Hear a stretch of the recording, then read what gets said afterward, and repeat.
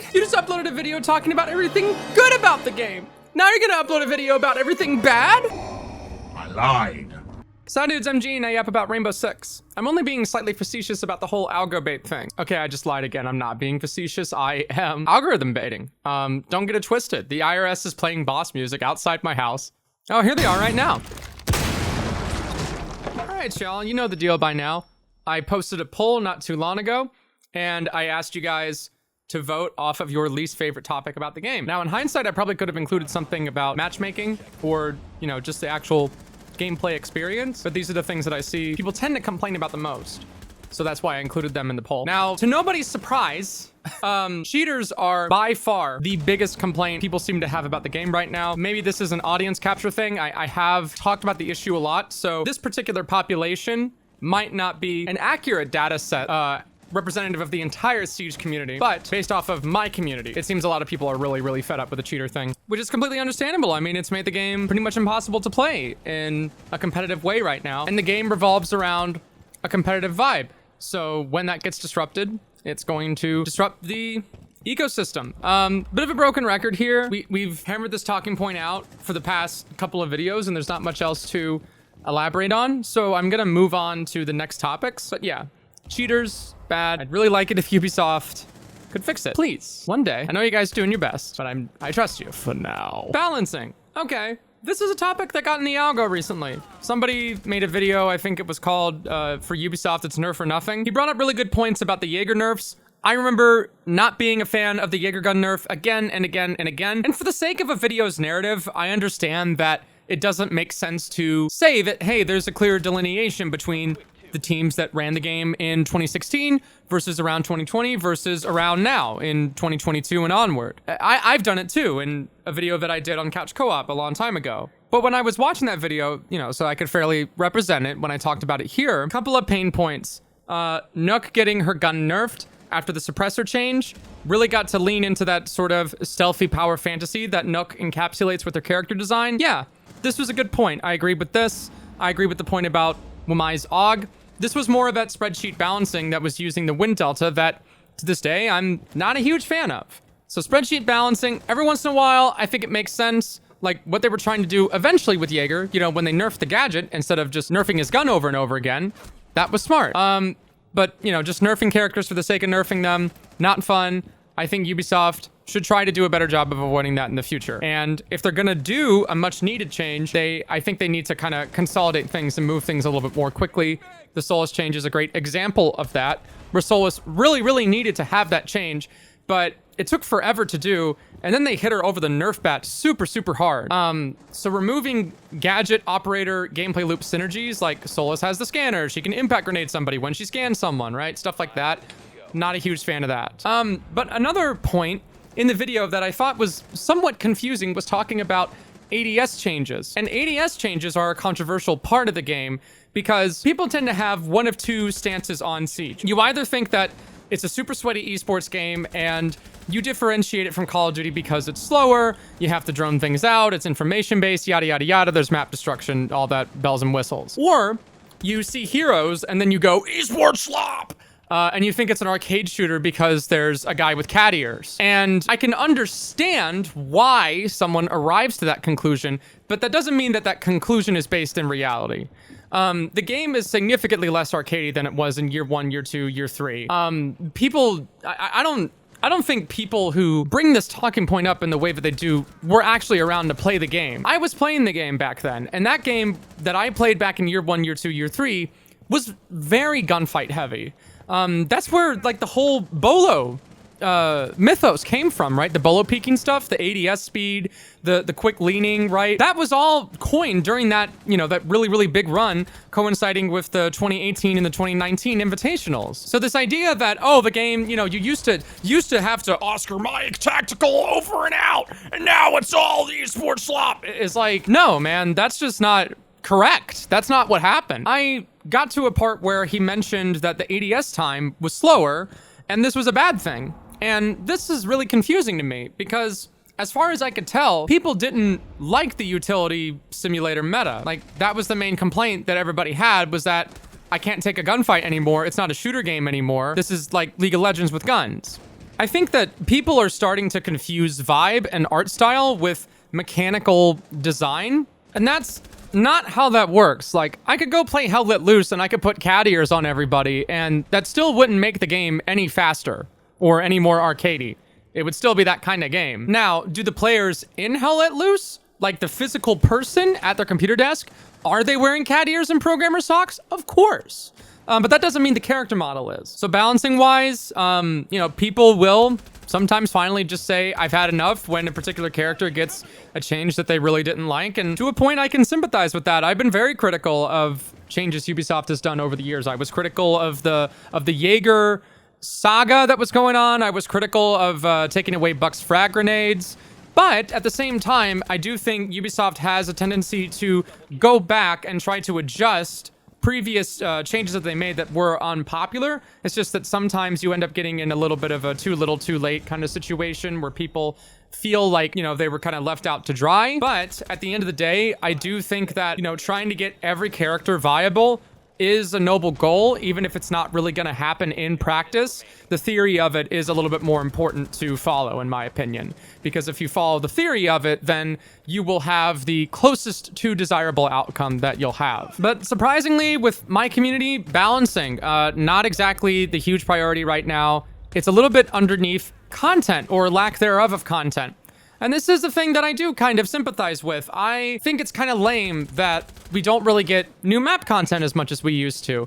One of the things that I really, really enjoyed about the game was picking apart maps, setting up, doing unorthodox things and thinking outside the box and kind of treating the game like a real-time puzzle piece is really fascinating to me. And I like discovering new angles. I like discovering new ways to do things, right? That's, that level of variability is what keeps me interested in the game, and it kind of, it tickles my brain a little bit. So whenever a new map does get added and then people don't care, right? Oh, this map sucks, because it's not Oregon, or it's not Cafe, or it's not Border.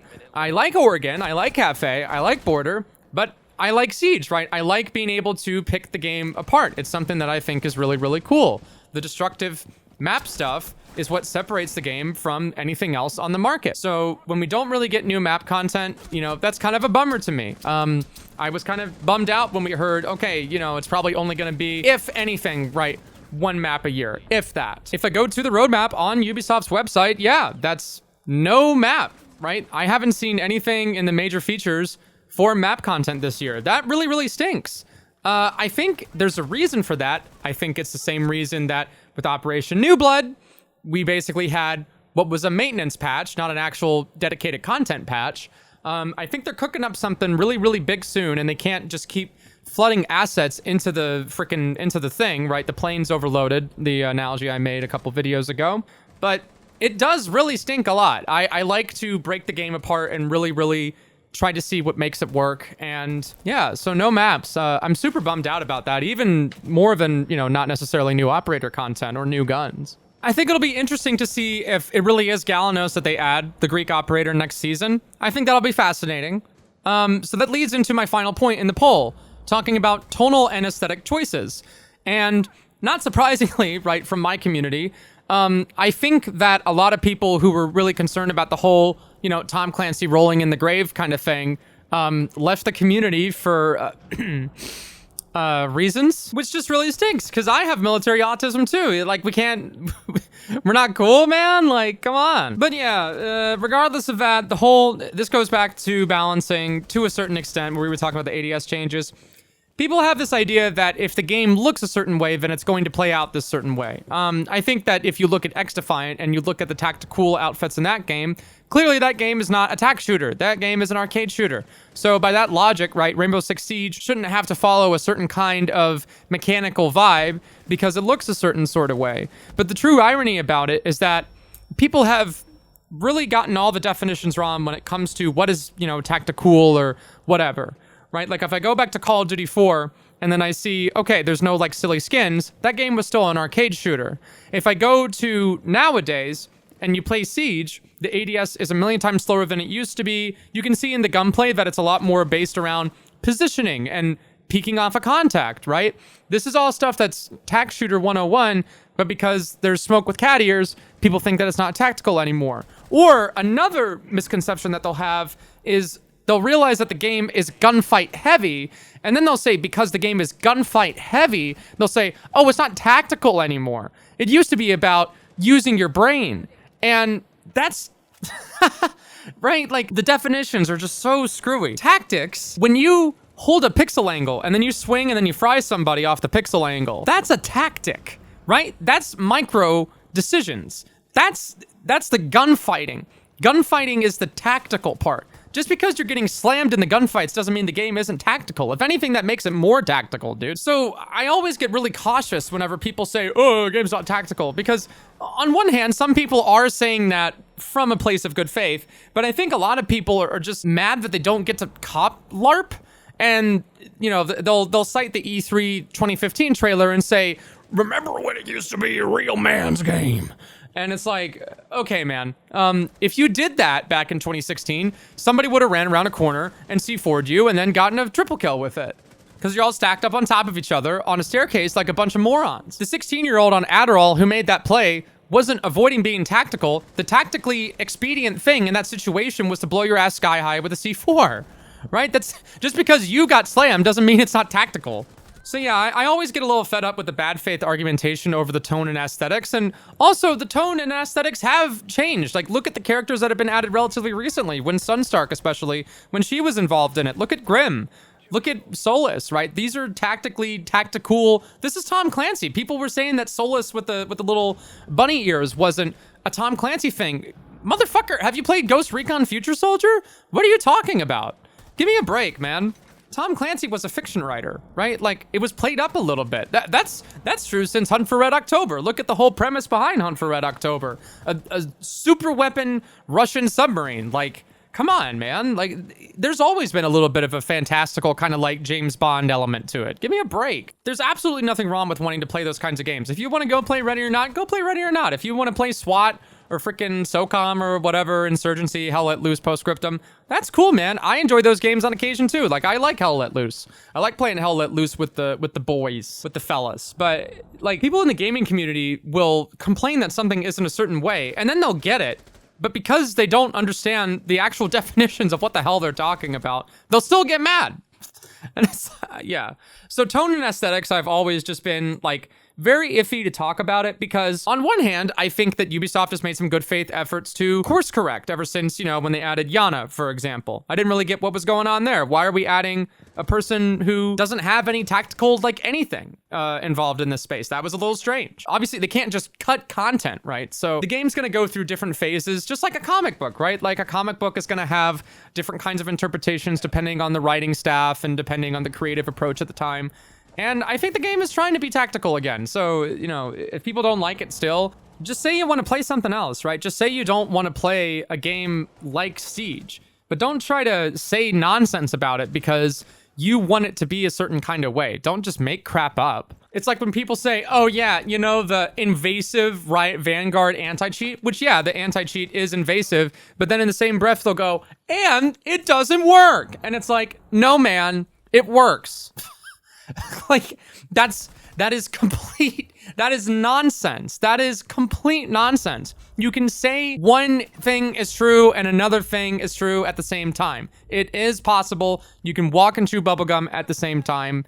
Not everything has to be like pooled into this freaking narrative. But yeah, I harped on the tone aesthetic thing just because like that argument in particular is just, it's so representative of the vibes-based argumentation that is so common in the gaming space anymore that drives me absolutely crazy. But yeah, I get it. I do. Like, I look at Call of Duty and I see how flashy and crazy it is, and I'm like, man, I'm getting old. Like, Apex Legends, you compare that to the really cool aesthetic that we have with Titanfall, that kind of, you know, super rustic art style. Like, it stinks. Like, we lost a really, really great art style, that kit bashing kind of look that was really reminiscent of old school Star Wars, and now it's just like, what the fuck am I looking at? Like, I get it, it stinks, but I'm not gonna say that the game is badly balanced because the art style makes my brain bleed. So that's everything bad about Rainbow Six Siege. What do you hate about Rainbow Six Siege? Give me that algorithm bait. Give me that sweet, sweet rage bait in the comments. Oh yeah. Yeah, you know you fucking like it. All right, I'll be back tomorrow. Thanks for watching. Deuces.